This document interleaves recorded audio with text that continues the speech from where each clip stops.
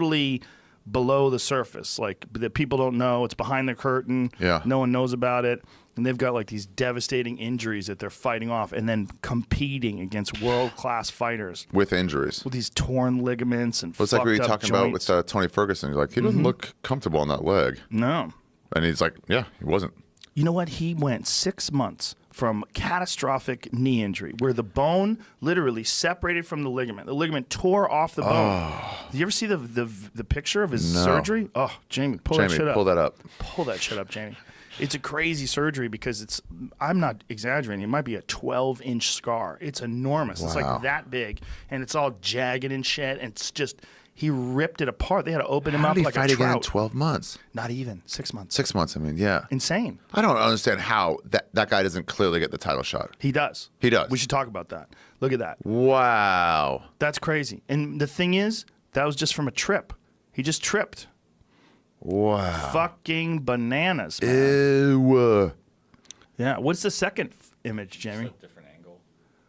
Oh, the other side. Yeah. Okay. Way worse angle. Yeah.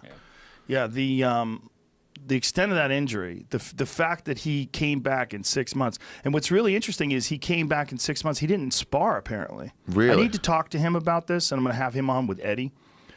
He didn't spar. He just prepared. Does he train with Eddie? Yeah, he's one of Eddie's black belts. Wow, really? Yeah. Damn. I believe he's a black belt. He should be. I think he is. I think he's good at fighting. I'm pretty sure Eddie gave him his black belt after he submitted Kevin Lee. He did, yeah. Yeah, he's 10th Planet guy. Wow, that's pretty cool. It's pretty badass. He's got a nasty Darce choke. Probably yeah, he should clearly get the title shot. It doesn't make sense to me. Even that when he came back, he shouldn't have even gotten stripped. In hindsight, I agree 100%. And then it's like you have Khabib, who's the title holder, fair and square, I guess. But like, you never beat the champion. Well, he's more of a legit title holder, in my opinion, than Khabib was before Conor, because Khabib he beat Al Iaquinta, who wasn't even supposed to be fighting for the title, whereas Kevin Lee is a way more like. Who did Ferguson get it from? Well, Ferguson fought Kevin Lee for the interim title. Oh, because Conor left it. But Kevin Lee prepared for Tony Ferguson. They met. They fought for the interim title. And Kevin Lee is like a top contender. Right. Whereas Al Iaquinta is like... He's a fucking tough guy, obviously. He went 5 rounds with Khabib. Conor couldn't go 5 rounds with Khabib. And he put up resistance. It was a good fight. But he would never been given a title shot. No, maybe in the future. He was never in that discussion. Well, he's fighting Kevin Lee. If he beats Kevin Lee, that's the next fight. Then maybe he'll get the rematch. Look, Al Iaquinta is fucking legit. He's very legit. He's underrated, like really underrated, in my opinion. Yeah. I think the way he got up from Khabib taking him down, nobody's been able to do that. He got up like pretty consistently, took very little damage on the ground. Khabib was never able to pound him out the way he pounded out Conor. If you go back and watch Al Iaquinta versus Khabib and Conor versus Khabib, you realize how fucking good Al Iaquinta is. Not also, just tough. Conor does nothing on the ground.